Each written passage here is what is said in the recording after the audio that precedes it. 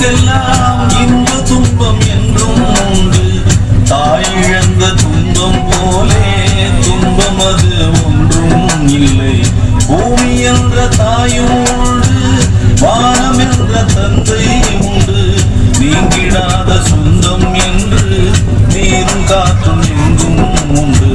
பூபாடம் பாடும் காலை வந்து வரவேற்கும். தாயின்றி நின்ற பிள்ளை தன்னை என்றும் காக்கும். நீ காணும் எல்லாம் உன் சொந்தம். ஆலோலம் பாடி அசைந்தாடும் காற்றை அதை கேட்டு